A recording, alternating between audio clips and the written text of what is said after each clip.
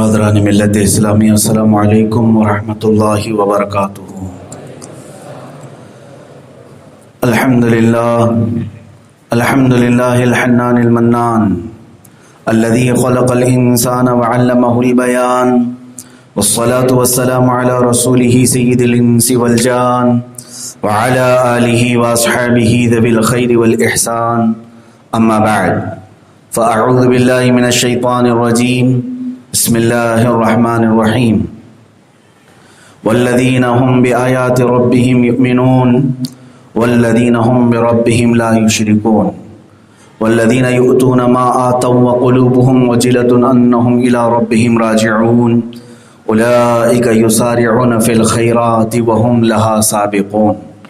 صدق الله مولانا العظيم وبلغنا رسوله النبي الأمين المتين المختار الكريم، ونحن على ذلك من الشاهدين والشاكرين والحمد لله رب العالمین۔ بارگاہ رسالت معاب صلی اللہ تعالی علیہ وسلم میں درود پاک کا ہدیہ پیش کریں۔ اللہم صلی علی سیدنا و مولانا محمد معدن الجود والکرم وآلہ واصحابہ الکرام وابنہ الکریم وبارک وسلم صلاة دائمة سرمدا ابدا۔ عزیزان گرامی وقار و حاضرین جمعہ، آج 29 جمادی الاخر ہے۔ رجب شریف کے چاند رات کی امید بھی رکھی جا سکتی ہے۔ ممکن ہے کہ آج مغرب کے بعد سے ماہ رجب المرجب کی شروعات ہو، اور یہ بھی ممکن ہے کہ کل 30 ہو اور اتوار سے پہلی رجب ہو۔ رجب شریف کے آتے ہی عبادتوں کا موسم شروع ہو جاتا ہے، اور یہ حرمت والا مہینہ ہے۔ سال میں 4 مہینے حرمت والے ہیں، رجب، شوال، ذی القعدہ اور ذی الحج۔ ان 4 مہینوں کو اللہ تعالیٰ نے قرآن میں یوں فرمایا منہا اربعۃ حرم، یہ حرمت والے مہینے ہیں، اس میں جنگ و جدال، قتل و قتال حرام ہے۔ عرب میں بھی یہ قانون تھا، جیسے ہی رجب کا مہینہ آتا سارے لوگ اپنی تلواریں رکھ دیتے، جو برسوں سے لڑ رہے ہوتے، جنگیں ہوتی تھیں، تو یہ حرمت والے مہینوں میں، یہ دور جہالت کی بات کر رہا ہوں، اسلام میں نہیں، اسلام کے اعلان کے بعد یہ تو سخت حرمت والے ہو ہی گئے، اس سے پہلے بھی لوگ ان 4 مہینوں کا احترام کرتے تھے۔ عزیزان گرامی، اللہ رب العزت ہم پر اس رجب کو خیر و سعادتوں والا بنا کر طلوع فرمائے، اور اللہ تعالیٰ نے قرآن میں فرمایا فاستبقوا الخیرات، نیکیوں میں آگے بڑھنے پر ایک دوسرے سے سبقت لے جاؤ، کمپٹیشن کرو، لیکن کن چیزوں میں؟ اللہ کی طرف بڑھنے میں، رب تبارک و تعالیٰ کی طرف قریب ہونے میں، ایک دوسرے پر بڑھوتری حاصل کرو، زیادتی حاصل کرو، دنیا حاصل کرنے میں نہیں۔ کئی آیتیں ہیں جس میں اللہ تعالیٰ نے فرمایا سابقوا الی الخیرات سابقوا الی مغفرۃ من ربکم، تم اپنے رب کی مغفرت حاصل کرنے کے لیے ایک دوسرے سے بڑھ جاؤ، آگے بڑھو۔ اگر کوئی 2 رکعت پڑھ کر کے اپنے رب کا قرب حاصل کر رہا ہے تو تم 4 پڑھو، تم 10 پڑھو، تم اللہ کی طرف بڑھنے میں سبقت لے جاؤ۔ یہ مومن کی شان ہے۔ مومن کی شان یہ ہے کہ وہ نیکیوں میں ایک دوسرے سے سبقت لے جانے میں حریص ہوتا ہے، بہت زیادہ اس پر حرص کرتا ہے، نہ یہ کہ دنیا طلب کرنے میں۔ اور قرآن عظیم میں اللہ تعالیٰ نے سورہ واقعہ میں یوں ارشاد فرمایا وَكُنْتُمْ أَزْوَاجًا ثَلَاثًا فَأَصْحَابُ الْمَيْمَنَةِ مَا أَصْحَابُ الْمَيْمَنَةِ وَأَصْحَابُ الْمَشْأَمَةِ مَا أَصْحَابُ الْمَشْأَمَةِ وَالسَّابِقُونَ السَّابِقُونَ أُولَئِكَ الْمُقَرَّبُونَ۔ اللہ تعالیٰ فرماتا ہے قیامت کے دن تم 3 جماعتوں میں بدل جاؤ گے، 3 گروہ میں، 3 جماعت میں ڈیوائیڈ ہو گئے۔ دائیں جانب والے تم کیا جانو کہ دائیں جانب والے کیا ہوتے ہیں، اور بائیں جانب والے تم کیا جانو کہ بائیں جانب والے کیا ہیں، اور پھر تیسری جماعت والسابقون السابقون، اور سب سے آگے بڑھنے والے، تمہیں کیا خبر کہ وہ سب سے آگے بڑھنے والے کون ہیں۔ اب یہاں پر دائیں جانب والے وہ جو ایمان اور اسلام پر عمل کرتے رہے اور وہ نارمل زندگی گزارتے رہے، بائیں جانب والے وہ ہیں جو دنیا طلب کرنے میں آگے بڑھتے رہے اور کفر کی وادی میں پہنچ گئے۔ اور سابقون السابقون جن کو سورہ واقعہ میں فرمایا گیا آگے بڑھنے والے اللہ تعالیٰ فرماتا ہے یہ وہ ہیں اولئک المقربون جو اللہ سے بہت زیادہ قریب ہو گئے. کون؟ جو عام مومنوں کی زندگی بھی نہیں بلکہ ان سے کئی زیادہ اللہ کی قریب آنے میں حرص رکھتے تھے. عزیزان گرامی، کمپٹیشن زندگی کا ایک معمول ہے. بچے بھی کمپٹیشن کرتے ہیں، بڑے بھی کرتے ہیں. بچپن میں اسکول میں کمپٹیشن ہوتا رہتا ہے، پھر جوانی میں بزنس میں کمپٹیشن ہوتا ہے. عورتیں حسن میں کرتی ہیں، زیور میں کرتی ہیں. ہر ایک کی زندگی میں کچھ نہ کچھ ایک دوسرے سے بڑھت حاصل کرنے کا جذبہ ہے، کبھی گھر بنانے میں، کبھی جائیداد بنانے میں. لیکن یہ فضول کی چیزوں میں بڑھت حاصل کر کے کچھ بھی نہیں کر سکے گا. صحابہ اکرام رضوان اللہ علیہم اجمعین میں بھی یہ کمپٹیشن چلتا تھا، لیکن کس بارے میں؟ حدیثیں پڑھتے ہیں ہم، یہاں تک کہ پہلی صف میں بیٹھنے کے لیے قرآن اندازی کرنی پڑ جاتی کہ کون پہلی صف میں بیٹھے. اتنی تعداد میں سب کھڑے ہو جاتے، اور حتیٰ کہ جمعہ کا دن آتا تو فجر کی نماز میں بیٹھ جاتے ہیں کہ جمعہ کی نماز میں پہلی صف ہمیں مل جائے. اس لیے کہ رسول کریم صلی اللہ تعالی علیہ وسلم نے جب یہ بشارت دے دی کہ پہلی صف میں بیٹھنے کا ثواب اگر تمہیں معلوم ہو جائے تو تمہاری تلواریں نکل جائیں گی ایک دوسرے کے لیے. صحابہ کرام رضوان اللہ تعالی علیہ مجمعین اس بات پر حریص تھے. اور یہاں تک کہ اذان دینے کا معاملہ آیا تو صحابہ ایک دوسرے پر سبقت لے جاتے اور عرض کرتے کہ میں دے دوں، ایک بار میں اذان دے دوں. یہاں تک کہ ان میں بھی آپس میں قرعہ ڈالا جاتا، جس کا نام نکل جائے وہ اذان دے دے. ان کی نیکیوں میں ایک دوسرے پر سبقت لے جانے والے بے شمار معاملات ہیں. کبھی ہم نے نہیں دیکھا کتابوں میں یا احادیث میں کہ کسی صحابی نے ایک گھر بنایا تو اس کے بدلے میں 2 گھر صحابہ نے بنا دیا. نہیں، بلکہ وہاں نیکیوں میں سبقت لے جانے کے لیے ایک دوسرے پر بڑھتے تھے. اور اگر کوئی خیرات کرتا ہے تو دوسرے صحابہ اس کو بڑی رشک سے دیکھتے. یہی تو بات ہے کہ ایک بار حضرت ابو ہریرہ رضی اللہ تعالیٰ، غریب صحابی تھے، یہ اصحاب صفہ میں ہیں، جو حضور صلی اللہ تعالیٰ علیہ وسلم کے گھر کے باہر بیٹھے رہتے. جو چیزیں حضور کے پاس صدقہ یا ہدیہ آتا وہ سب اصحاب صفہ میں تقسیم ہوتا تھا، اسی پر ان کا گزر چلتا. حضرت ابو ہریرہ رضی اللہ تعالیٰ عنہ ایک دن عرض کرتے ہیں، اے اللہ کے رسول صلی اللہ تعالیٰ علیہ وسلم، آپ کی امت کے جو مالدار لوگ ہیں وہ ہم سے بہت آگے جا چکے ہیں نیکیوں میں، ہم کیا کریں؟ حضور نے پوچھا وہ کیسے؟ کہا ہم بھی نماز پڑھتے ہیں وہ بھی نماز پڑھتے ہیں، ہم بھی روزہ رکھتے ہیں وہ بھی روزہ رکھتے ہیں، یہاں تک تو سب سیم ہے، برابر ہیں. ہم قرآن پڑھتے ہیں وہ بھی قرآن پڑھتے ہیں، لیکن وہ اپنا مال خیرات کر کے ہم سے آگے بڑھ جاتے ہیں، ہمارے پاس مال نہیں ہے. کبھی وہ غلام آزاد کرتے ہیں، ہمارے پاس اتنی طاقت نہیں ہے، وہ نیکیوں میں مال کی وجہ سے ہم سے آگے بڑھے ہوئے ہیں، ہم کیا کریں؟ رسول پاک صلی اللہ تعالیٰ علیہ وسلم نے ارشاد فرمایا. یہ دیکھیں، یہ خواہش اس طرح کی کہ ہم کیوں نہ آگے بڑھے نیکیوں میں مالداروں سے. حضرت ابو ہریرہ نے یہ نہیں پوچھا کہ انہوں نے 4 گھر بنا لیا، ہمارا کوئی گھر ہی نہیں بنا، بلکہ یہ فرما رہے ہیں وہ صدقہ اور خیرات کر کے ہم سے نیکیوں میں آگے چلے گئے، غلام آزاد کر کے ہم سے آگے چلے گئے، ہم پیچھے رہ گئے. حضور پاک صلی اللہ علیہ وسلم نے فرمایا، اے ابو ہریرہ، کیا میں تمہیں ایسا عمل نہ بتا دوں کہ تم وہ کرو گے تو وہ مالداروں کے برابر آ جاؤ گے نیکیوں میں، اور کبھی ہو سکتا ہے تم ان سے بھی آگے بڑھ جاؤ. حضرت ابو ہریرہ نے عرض کیا، آقا بتا دیں. حضور صلی اللہ تعالیٰ علیہ وسلم نے ارشاد فرمایا، تم ہر نماز کے بعد 33 بار سبحان اللہ، 33 بار الحمدللہ، 34 بار اللہ اکبر پڑھو. امت کے جو مالدار خیرات یا غلام آزاد کرتے ہیں ان کے برابر تم بھی پہنچ جاؤ گے. حضرت ابو ہریرہ رضی اللہ تعالیٰ عنہ خوش ہو گئے.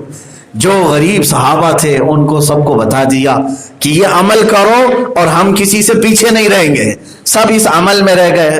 10-12 دن گزرے تھے کہ پھر یہ غریب صحابہ حضور کے پاس آئے. کہا، یا رسول اللہ صلی اللہ تعالیٰ علیہ وسلم، ہم کو تو آپ نے یہ عمل بتایا اور ان مالداروں کو بھی یہ عمل پتہ چل گیا، وہ بھی کرنے لگ گئے ہیں، وہ خیرات بھی کر رہے ہیں، غلام آزاد بھی کر رہے ہیں اور یہ وظیفہ بھی پڑھ رہے ہیں. تو پھر وہ آگے بڑھ گئے. اللہ کے حبیب صلی اللہ تعالیٰ علیہ وسلم نے مسکرایا اور ارشاد فرمایا، ذالک فضل اللہ یؤتیہ من یشاء، یہ اللہ کا فضل ہے، وہ جسے جتنا چاہے عطا فرمائے. عزیزان گرامی وقار، یہ صحابہ اکرام کا جذبہ تھا ایک دوسرے سے آگے بڑھنے کا. عبادتوں کا موسم اگر آ رہا ہے آپ ابھی سے تیاری کرو. ایک دوسرے پر میں سبقت حاصل کر رہا ہوں، نمازوں کی طرف، نوافل کی طرف، قرآن کی تلاوت کی طرف، ذکر و اذکار کی طرف، درود مبارکہ کی طرف بڑھو، تیزی سے بڑھو. بچوں میں بھی یہ کمپٹیشن ہونا چاہیے. اگر تمہارے 2 بچے ہیں تو انہیں لگاؤ کہ رجب کے مہینے میں پورا تم سورہ یاسین سنا کر کے دکھاؤ، زبانی طور پر تم سورہ رحمان سنا کے دکھاؤ. یا بچوں میں اس بات کا کمپٹیشن ہو کہ یہ بڑا تمہارا بھائی حضور پاک صلی اللہ تعالی علیہ وسلم کی بارگاہ میں 20,000 مرتبہ درود پڑھ چکا ہے، تو کتنا پڑھے گا. بچوں میں اس کا بھی کمپٹیشن ہوتا ہے. وہ اپنے بڑے بھائی سے آگے بڑھنے کے لیے ہو سکتا ہے وہ 25,000 پڑھے، لیکن ان دونوں کا ثواب ماں باپ کو دیا جائے گا. دونوں کا ثواب ان ماں باپ کو جو نیکیوں میں انہیں آگے بڑھانے میں لگاتے ہیں. یہاں کمپٹیشن کن چیزوں میں لگایا جاتا ہے؟ دنیاوی حرص میں، مالداری میں. ماں باپ تو انہیں بتاتے بھی ہیں، ٹھیک ہے ایجوکیشن اپنی جگہ پر، لیکن انہیں ہمیشہ ذہن و دماغ میں یوں ڈالا جاتا ہے دیکھو فلاں کا بچہ مہینہ 1,00,000 روپے کماتا ہے، تو کیا کرتا ہے؟ فلاں کا بیٹا مہینہ 1.5 لاکھ اس کی انکم ہے، تو کیا کرتا ہے؟ اس کے اندر دنیا طلبی اور حرص ہم ڈالتے چلے جاتے ہیں، اور وہ اپنے ماں باپ کے اس سپنے کو پورا کرنے کے لیے 1 لاکھ کی انکم لانا ہے، چوری سے آئے، ڈکیتی سے آئے، ٹوپی پہنا کے آئے، دھوکے سے آئے.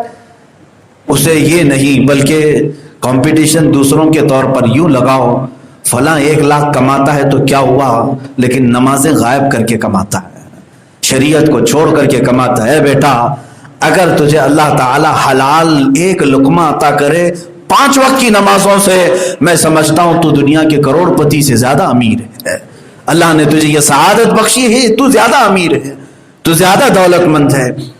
سیدنا عمر فاروق رضی اللہ تعالیٰ عنہ، حضرت ابو بکر صدیق رضی اللہ تعالیٰ عنہ میں جو کمپٹیشن تھا وہ حدیث کی کئی کتابوں میں موجود ہے. دونوں ایک دوسرے سے آگے بڑھنے کی کوشش کرتے تھے ہمیشہ. ایک بار فجر کی نماز کے بعد رسول پاک صلی اللہ تعالیٰ علیہ وسلم صحابہ کو وہیں بیٹھنے کا حکم دیتے ہیں. سب بیٹھ گئے. حضور پاک صلی اللہ تعالیٰ علیہ وسلم نے پوچھا کہ اے میرے صحابہ، میں دیکھنا چاہتا ہوں کہ تم میں نیکیوں میں سب سے زیادہ آگے کون بڑھتا ہے. ایک ایگزام ہو رہا ہے، ایک امتحان ہو رہا ہے. تو حضور صلی اللہ تعالیٰ علیہ وسلم نے مجمع میں پوچھا آج کون روزے سے ہے، کون روزہ رکھا ہے. یہ رمضان کی بات نہیں تھی. تو حضرت ابو بکر صدیق کھڑے ہوئے، عرض کیا آقا رات کو ہی میں نے نفل روزے کی نیت کر لی تھی اور میں روزے سے ہوں. حضور پاک صلی اللہ تعالیٰ علیہ وسلم نے دوسرا سوال کیا، آج کوئی ہے صحابہ میں مجمع میں جو کسی مریض کی عیادت کر کے آیا ہو؟ تو حضرت عمر کہتے ہیں ابھی تو ہم فجر پڑھ کے یہیں بیٹھے ہیں، کہیں گئے ہی نہیں ہیں. تو حضرت ابو بکر کھڑے ہوئے، آقا میں ہوں، فجر کے لیے آ رہا تھا، مسجد میں آنے سے پہلے عبد الرحمن بن عوف بیمار تھے، میں ان کی عیادت کر کے آیا، ان کی خیر خیریت پوچھا، ان کے احوال دریافت کیا اور اس کے بعد مسجد آیا ہوں. عیادت بھی کر کے آ گئے بیمار کی. حضور پاک صلی اللہ تعالیٰ علیہ وسلم نے مجمع میں، صحابہ سب تھے، پھر پوچھا آج کوئی ہے جو کسی مسکین کو کھانا کھلایا ہو؟ حضرت عمر کہتے ابھی فجر کا وقت ہے، نماز پڑھ کر کے بیٹھے ہیں، گئے ہی نہیں گھروں پر. حضرت ابو بکر صدیق پھر کھڑے ہو گئے اور عرض کرتے ہیں آقا مسجد پہنچا تھا، دروازے پر ایک سائل کھڑا تھا اور اس کو کسی چیز کی حاجت تھی، میں نے اپنے بیٹے عبد الرحمن سے کہلوا کر اس کی جھولی میں ایک روٹی ڈال دیا تھا اور پھر نماز کے لیے حاضر آیا. اتنا سننے کے بعد حضرت عمر کھڑے ہوتے ہیں اور کہتے ہیں یہ بڑی عمر کا شخص کسی میدان میں ہم کو آگے بڑھنے نہیں دیتا. حضرت ابو بکر صدیق کو پیار سے وہ کہتے تھے بڑی عمر والے ہیں، اور فرماتے یہ بزرگ کبھی ہمیں کسی میدان میں آگے بڑھنے نہیں دیتا. اور حضور اکرم صلی اللہ تعالیٰ علیہ وسلم ان صحابہ میں جب یہ باتیں فضیلت بیان کرتے، حضرت ابو بکر صدیق کا حرص دیکھے نیکیوں کی طرف. پوچھتے ہیں یا رسول اللہ صلی اللہ علیہ وسلم جنت کے کتنے دروازے ہیں؟ حضور صلی اللہ تعالیٰ علیہ وسلم نے فرمایا 8 دروازے. اور آقا صلی اللہ تعالیٰ علیہ وسلم فرماتے ہیں ایک دروازہ ہے جو نمازیوں کے لیے، جس کی نمازیں زیادہ قبول ہو گئی وہ اس دروازے سے جا رہا ہے، جس کا حج غالب آ گیا وہ ایک دوسرے دروازے سے جا رہا ہے، جس کے روزے غالب آ گئے وہ روزوں کا ایک دروازہ ہے اس کا. 8 دروازے میرے آقا صلی اللہ تعالیٰ علیہ وسلم نے گنائے. حضرت ابو بکر صدیق کا یہ حرص ہے نیکیوں کی طرف، رب کی طرف بڑھنے کا. پوچھتے ہیں اے اللہ کے نبی کیا ایسا بھی ہو سکتا ہے کہ ان 8 دروازوں سے کوئی داخل ہو جائے؟ حضور فرماتے ہیں ہاں میرا گمان ہے وہ آپ ہی ہو سکتے ہیں. حضور اکرم صلی اللہ تعالیٰ علیہ وسلم فرماتے ہیں وہ آپ ہو سکتے ہیں کہ 8 دروازے سے ابو بکر تم داخل ہو سکتے ہو. عزیزان گرامی وقار، وہ صحابہ اکرام کا جو معاشرہ تھا ایک دوسرے میں سبقت لے جانے کا، یہاں تک کہ حضور اکرم صلی اللہ تعالیٰ علیہ وسلم کے دفاع کی بات آتی، ڈیفنس کی بات آتی. عبداللہ ابن مسعود رضی اللہ تعالیٰ صحابی فرماتے ہیں جنگ بدر میں حضور صلی اللہ تعالیٰ علیہ وسلم آخری رات ہے، کل جنگ ہونی ہے. رات کے وقت حضور صحابہ کو جمع کر کے پوچھتے ہیں اب بھی تمہارے پاس وقت ہے، تم چاہو تو مدینے واپس چلے جاؤ، ہو سکتا ہے گھمسان کی جنگ ہو، اس لیے کہ کفار بڑی تعداد میں آ گئے. جو اپنا مال، اپنے اولاد، اپنی تمام چیزوں کو بچانا چاہے وہ جا سکتا ہے، تم کیا مشورہ دیتے ہو؟ ایک صحابی حضرت مقداد بن اسود رضی اللہ عنہ کھڑے ہوتے، عرض کرتے ہیں آقا ہم بنی اسرائیل میں سے نہیں ہیں. بنی اسرائیل کیا کیے تھے معلوم ہے؟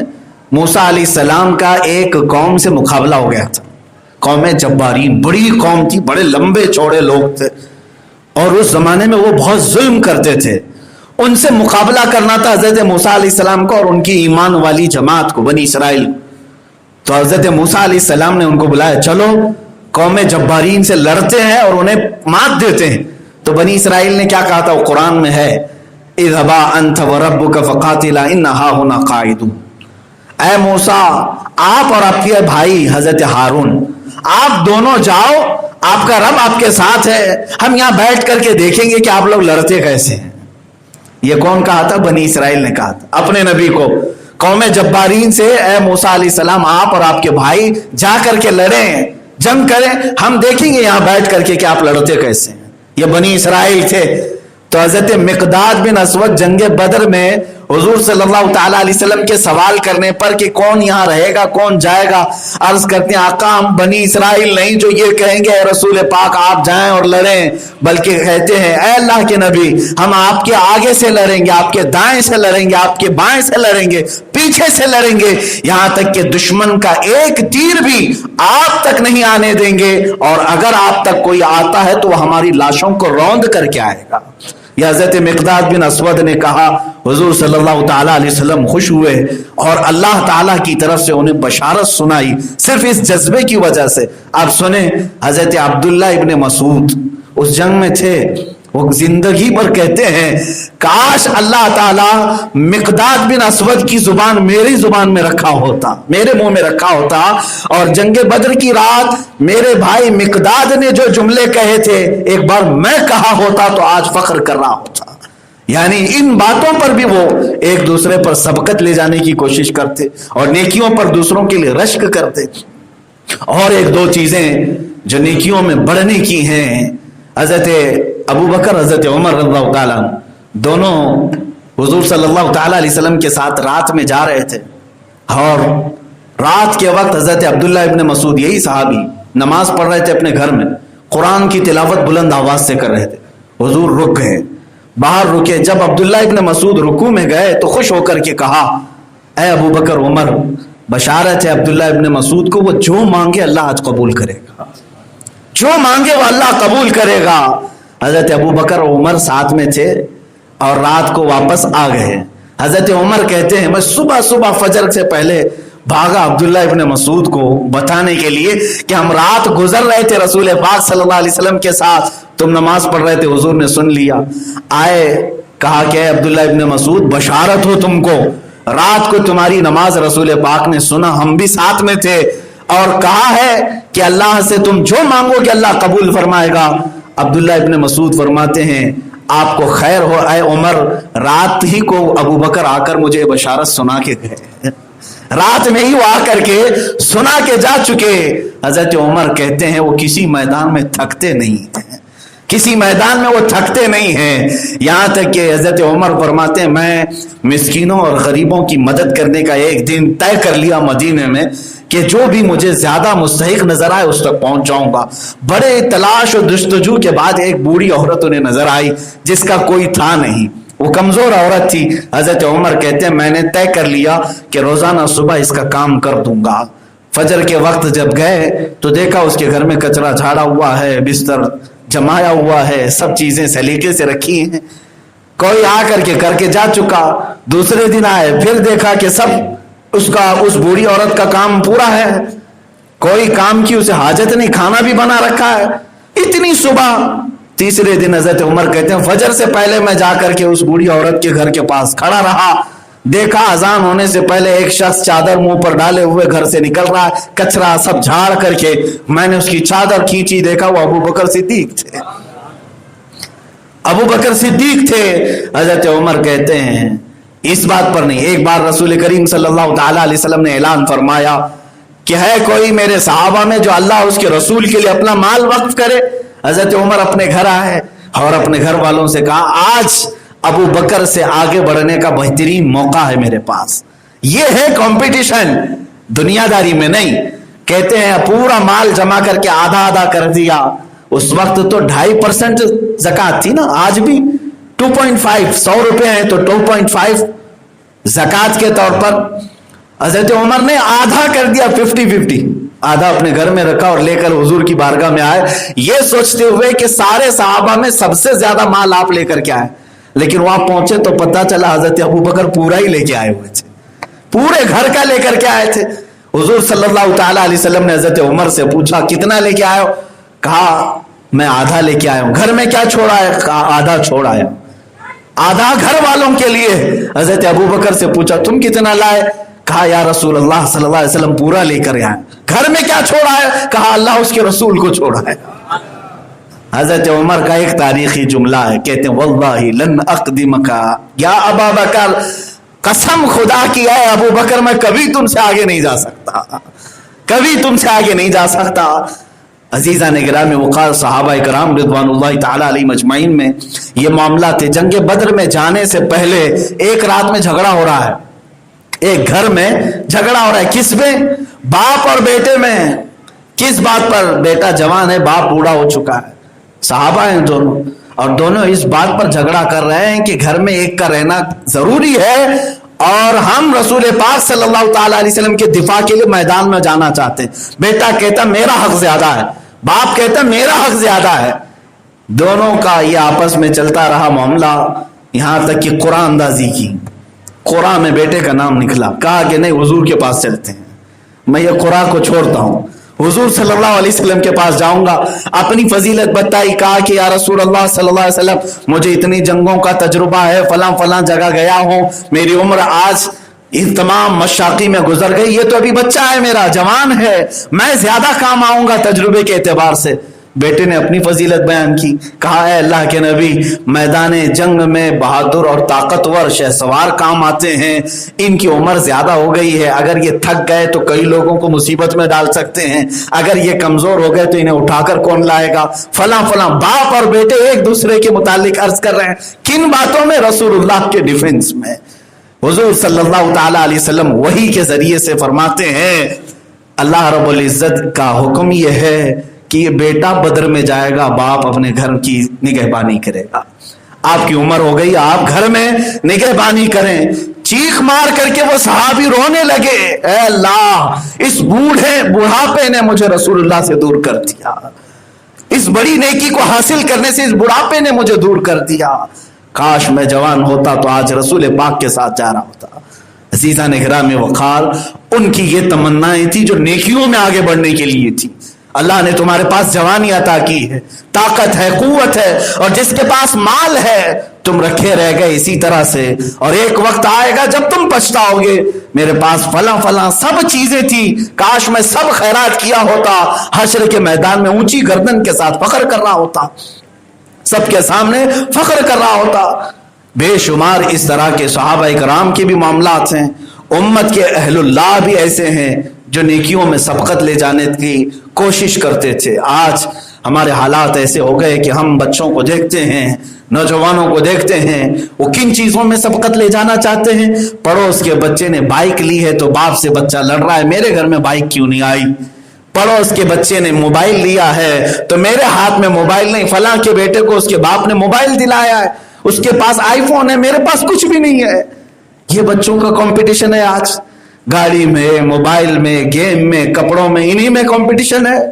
فلاں نے اتنے قسم کے اتنے مہنگے جوتے خریدے، میرے پاس تو چپل ہی ہے۔